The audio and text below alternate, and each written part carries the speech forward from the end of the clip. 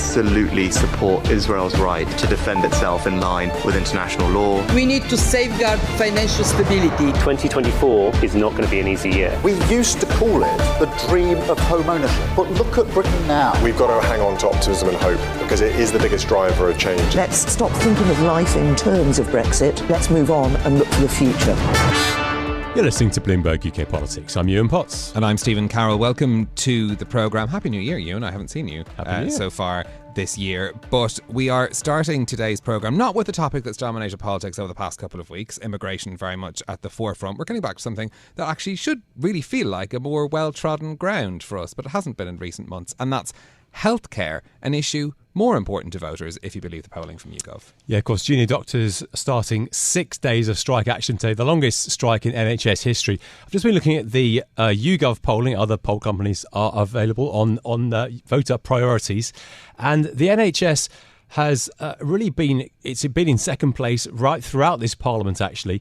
The economy, of course, the most important issue, but the economy with inflation declining has been dropping off in importance. It was at 70% at one point. It's now at 55%. And the NHS ticking along at around 45% of voters naming it as one of the big issues facing the country. And immigration very much the number 3 issue. So it is an issue which is really, really important. Yeah, and the doctor strike putting focus back on exactly what the government is doing about it as well. We know that every election, the NHS is always a huge issue in terms of campaigning. Parties want to establish their positions about how poorly it's been managed up until now and how well they're going to manage it when they take over. But I also just feel like it's one of those issues that resonates strongly with people. Obviously, people care about it in the abstract, but people's interactions with the health service can take over their whole lives. And I think if it's sort of frustrations they have around it, it's something that really, really matters to people. Yeah, of course. And it is an issue which actually really touched on people's lives because we all, or nearly everybody, quite literally keeping them alive. Indeed. We nearly all use the NHS, of course. And for some people, deficiencies are a minor inconvenience, not being able to get a GP's appointment. But of course, if you have something seriously wrong with you and something goes wrong in the NHS, then, it is literally life-changing. So it is something that people really care about. And something that, this government have been out there making promises about what they're going to change from the NHS. I have to admit, I didn't remember this. Take a listen to this video uploaded by Number 10 7 months ago. 5,000 more beds, 800 more ambulances. We're going to improve 111. More staff, better social care. In fact, I know we will see the largest and fastest ever improvement in emergency waiting times in the NHS's history. It was a bit jazzy, wasn't it? Yeah, I like the music. It's very upbeat. You could tell you hadn't had the past few months of inflation to deal with at that stage, isn't it? But look, I mean, I suppose it does remind us that this was quite recently a priority. It just does feel like it's been knocked down the agenda. Yeah, interesting that. So actually putting a number on, a pledge on bed rises, as well as, of course, the target at the beginning of the year, which was on waiting lists, which we all know about, which wasn't met. And of course, a key factor, especially if you listen to the government on not meeting that waiting list target, is all the strike action. Junior doctors have been off for 28 days over the course of the last year. We had the nurses strike, we had senior doctors go on strike as well. So all those things have really colluded in making the NHS even further behind than they were at the beginning of last year. Yeah, and look, this is something we're bound to hear an awful lot more about as the parties gear up for the general election. But as we say, in focus today because of the strikes. Now, there have been some of the striking workers in the NHS who've resolved their disputes, but this is the focus on junior doctors. It is a major political issue. So let's dig into how strikes have affected politics and vice versa over the past year. Our reporter Eamon Farhat's with us for more. Now, Eamon, you used to be our strikes reporter. Now you're on the politics and economics beat, so you are the perfect person to put all these pieces together for us. How important are the unions in the political landscape right now? And I suppose, what is their relationship with the government like? Yeah, I mean, I think obviously, everyone's talking about an election. When you talk to the unions, they want change, whether it's the health unions, the rail unions. They feel like for the last year and a half, they've been working with the government, with the Conservative government that really hasn't been listening to them too much. It's been a very fraught relationship, and they're kind of looking forward to possibly a Labour government that will at least be more understanding, more open discussion. At the same time, they are very wary of some of the things that Keir Starmer has said. He hasn't really made many pledges over these pay rises or some of these very specific disputes, but they're definitely quite keen to get at least somebody in power who is willing to work with the unions and not always feel like he's butting heads with them. Eamon, about a year ago, we were talking about strikes right across the public sector. There was a whole long list of them, wasn't there? Just bring us the tally of kind of what's been resolved and what's still outstanding. Yeah, so I'd say about a year and a half ago, this all kicked off with kind of the rail strikes, with the RMT, and also we had postal strikes. That was like the big story last year. Those kind of have been resolved, postal strikes and a lot of the rail strikes as well. We still have some ongoing rail strikes with some of the smaller unions, but I'd say that's kind of half resolved. When it comes to the health side, we had ambulance workers, nurses. That was a big story last year. Those have all been resolved, although there could be some more flare-ups because we are now going through another pay rise period. And now the kind of latest and most significant one now is these junior doctors. We have had a pay deal for the consultants, more senior doctors. They are still deciding on that, but the junior doctors now are kind of in full dispute. As you said, 6 days of walkouts record in NHS history. And we still have a few tube strikes as well next week, which was another pay rise issue. So I'd say, probably halfway there. There's still, some significant areas of the economy that are being brought to a standstill because of these strikes in January.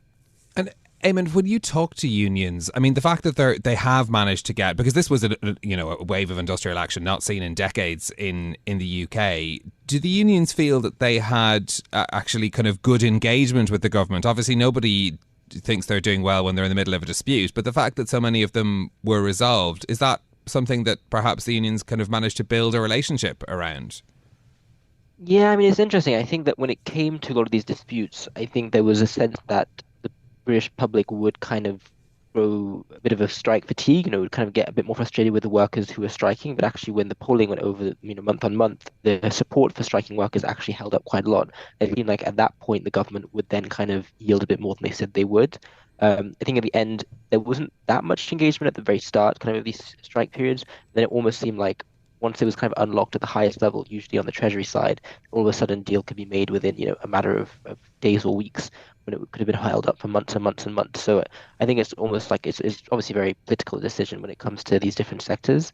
And I think both sides have been holding out for a long time, but it can be unlocked very, very quickly, like it has been for the consultants, maybe the junior doctors after this historic strike. A lot of trade unionists will be hoping for a Labour government. That's no secret. But what do you think the mood is amongst the unions for how a Labour government will treat them? Do they expect a better deal on pay from Labour?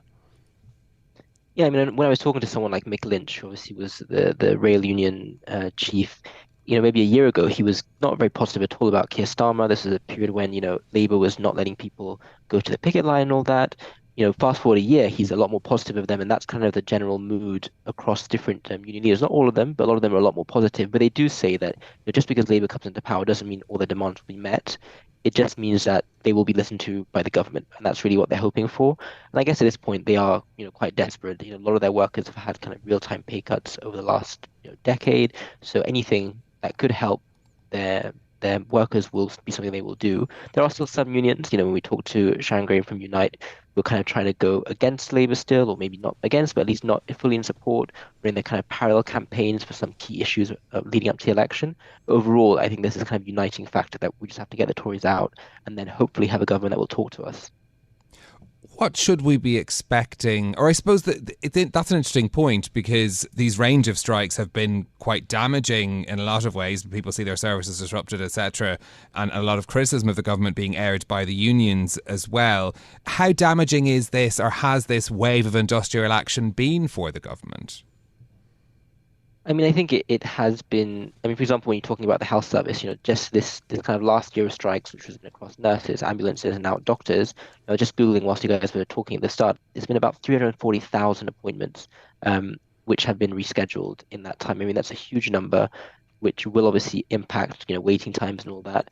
I think that then does feed into some of the pledges that, Rishi Sunak has made. When it comes to rail strikes, I think that's one that, although, there's been less of them more recently, when it does happen, it really affects everyone. And, you can kind of tie it back to almost directly to the government and the fact that they aren't budging on some of these deals, and also the unions as well. So I think it's very easy to kind of point to kind of broken Britain, the rail strikes, the health strikes, and make that direct link with the government.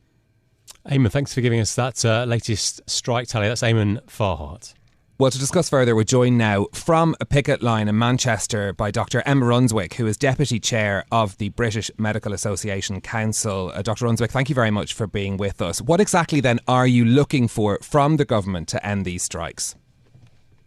We're looking for a credible offer that begins to reverse the pay erosion that doctors have faced, real terms pay cuts over the last 15 years that amount to over a quarter of our pay. We want to reverse those pay cuts so that junior doctors currently earning £15.53 an hour earn approximately £20 an hour.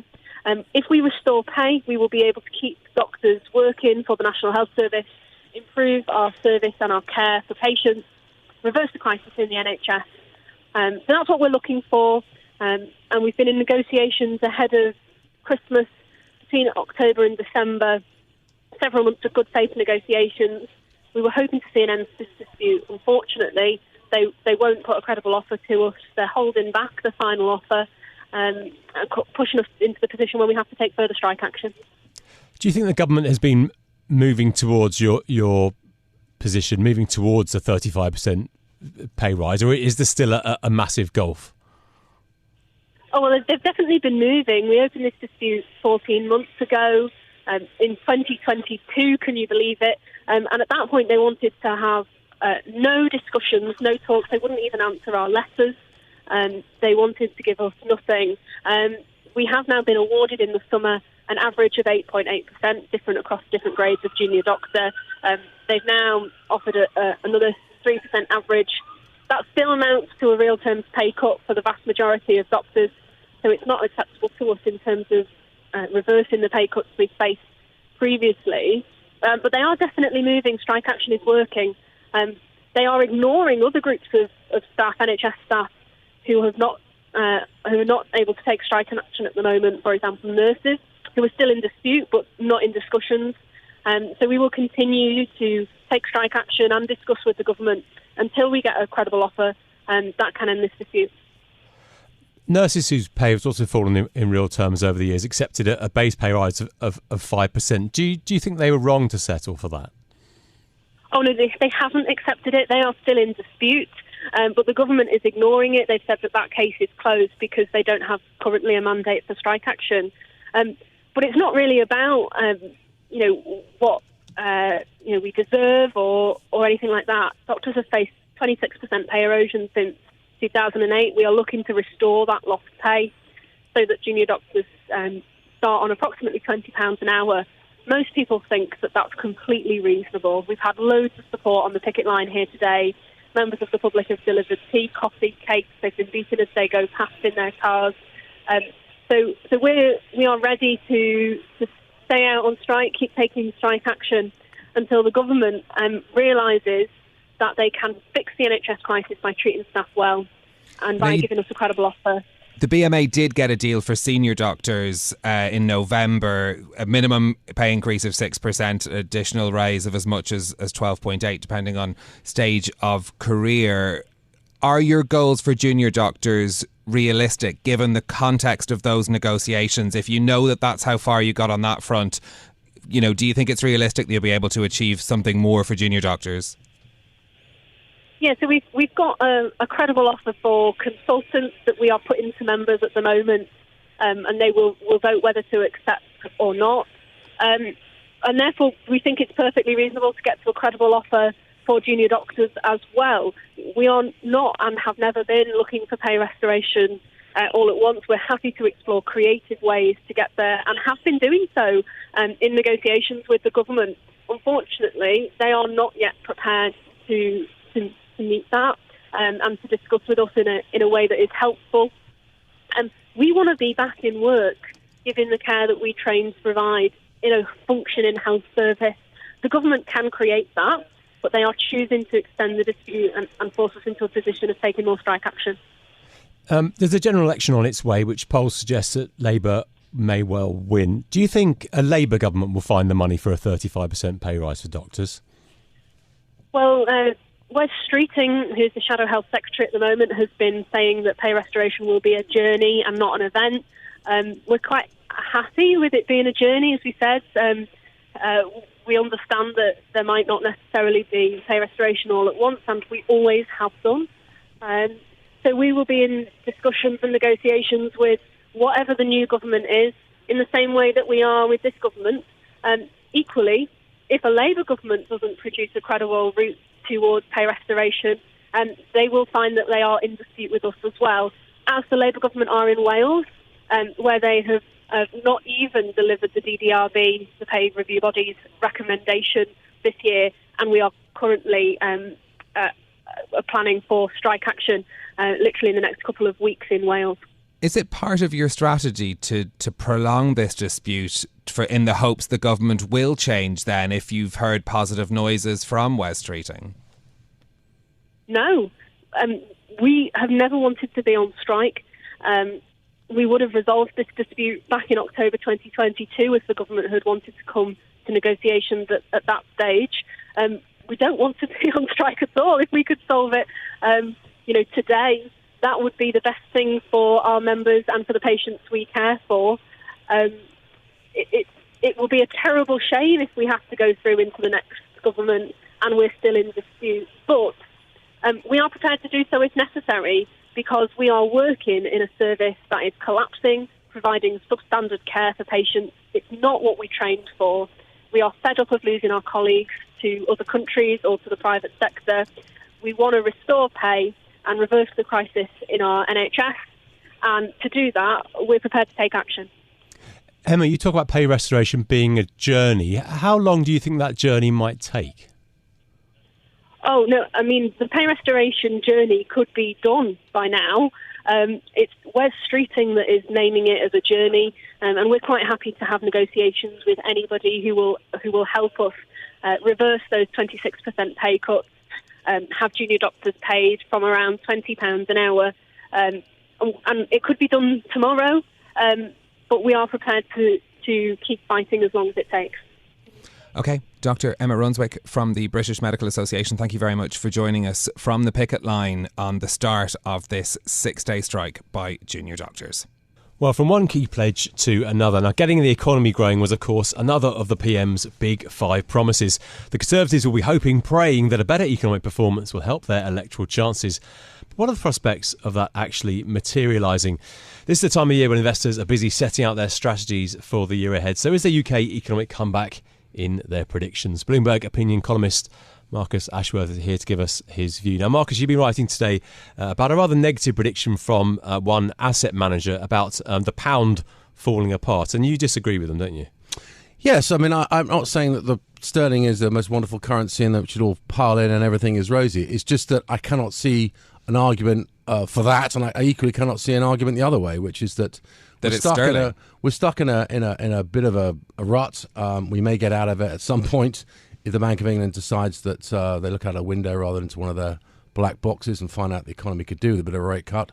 Then we know we may steadily do better in 2024 as time goes by, with mortgage rates already coming down, and we can see inflation's coming down, and there's one or two other longer term reasonable prospects on sterling, but for the economy. But sterling, it doesn't really matter what happens per se, the intra navel gazing of sterling, because if the dollar wants to go up, the dollar will go up and sterling will go down, but it will go down in a very similar, almost identical fashion, I think, to, say, the euro. That's the probably simplest way of looking at it. I think they're all trapped in a range, and I can't see any particular catalyst at the moment to break out of very slow to no growth in the UK and basically a mild recession, possibly worsening in Europe. So I think Europe's in a slightly worse place than the UK, but I'm not sort of taking any victory laps in any shape, form or size in that. We're all in the same boat, basically. Yeah, and that's interesting because, of course, it's things like a big fluctuation in the value of sterling that when politicians are looking to try and create a simple narrative about what's happening on the markets, it's often one of the things that we hear a lot about. So interesting to hear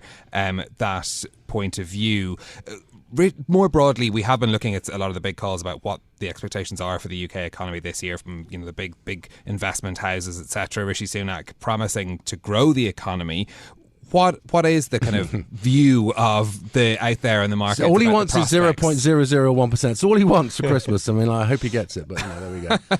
I mean, what is your kind of reading of all of the various views around the prospects of the UK economy for the coming year, given that it's an election? Most of them are not worth, even picking up the paper or turning a pixel over, or you want to call it, because no one's got any real clue. I mean, we're in a very choppy, as I said, doldrums at the moment. Whether or not we go into recession or we stay out of it, again, it doesn't really matter because the 0.1 this way or the other side, as it has been really for the best part of the last 2 years. We turned off the fiscal tap much earlier than both Europe or US have, and we're suffering for that fact. We've got a Bank of England who were the first to hike interest rates and then completely, lose confidence in themselves and let everything else sort of carry on without getting their act together on inflation. And now I think they've gone too far, and I think they're starting to slightly realise that maybe they need to. We saw some signs from Haskell, one of the three people who've been voting amazingly still for a hike recently, said that things have changed. They're starting to realise that inflation is dropping so much faster than their own forecasts, as has happened in Europe as well, that really something is changing, both in the US as well, that to realise that everyone seems to think that the last mile or last few yards of this inflation battle are going to be hard. Why do people say that? For what evidence? They seem to think that miraculously it's going to get really difficult to get inflation down from 4 to 2. They don't know that. It could collapse. If the economy goes into recession, trust me, we'll be talking about deflation before the end of this year. And that's why I think there is a real risk that central banks have to then panic, reverse, stop quantitative tightening, which particularly the Bank of England is ruinously blasting away at for no particular need. And they can do it far more skillfully. And they may have to stop hiking and cut interest rates much sharper. I hope that's not the case. It's not my base case, but it's certainly a risk there. Well, I wanted to ask you about that actually, because the market expectation is that we'll see a rate rise perhaps in May, and then there'll be a long series of rate cuts, a long series of rate cuts, bringing us down from 5.25 to 3.75. That's the consensus by the end of the year. But of course, the Bank of England's been pushing back on that. Where do you feel that we're going with interest rates this year? I find it surprising that they will cut before, I think, actually June, and that's because the last bit that drops out. And you think they'd be able to model this? They can model it, and they could see this. But however, they have to wait for the evidence. But that won't be until the May inflation data. Won't come out till June. So I don't think they will find themselves.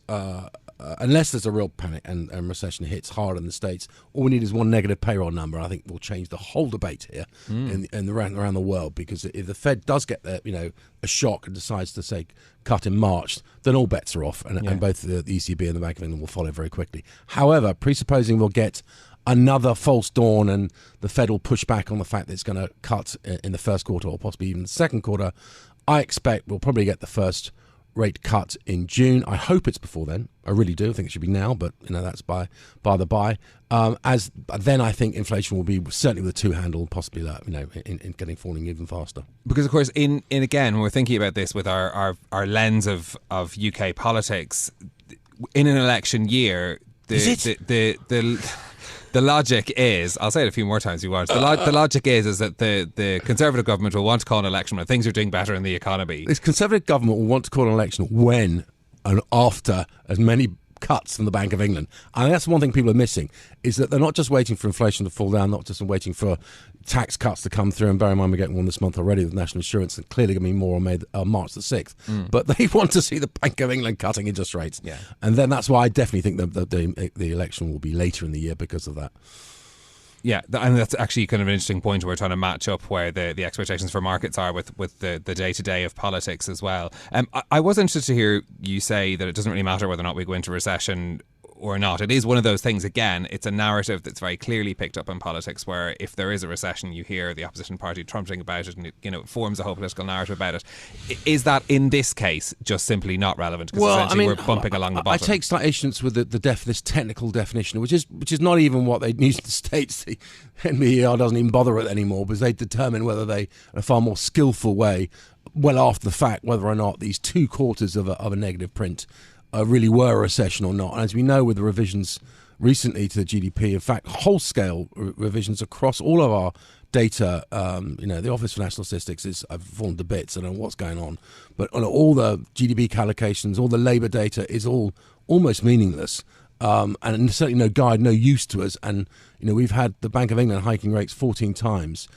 based basically on very strong labour data, which now they find out doesn't actually worth bearing at all looking at. But nonetheless, I do think that if we do get, say, 2 quarters of negative 0.1, negative 0.2, and people will say we're in a recession, well, I would say to them, we've been in a recession or recession-like for pretty much the last 2 years already. And it might get slightly worse. Let's hope it doesn't get a lot worse. But at least the Bank of England, if they find within themselves to do something about it, can do something about it.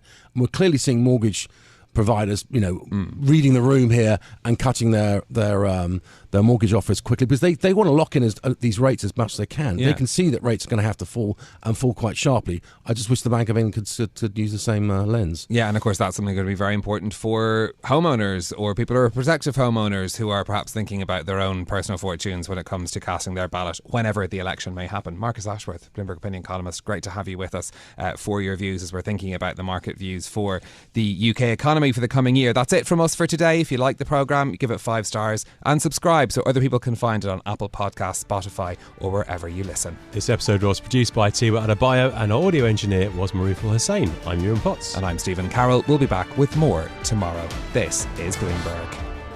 Bloomberg UK Politics. Listen weekdays at noon on DAB Digital Radio in London.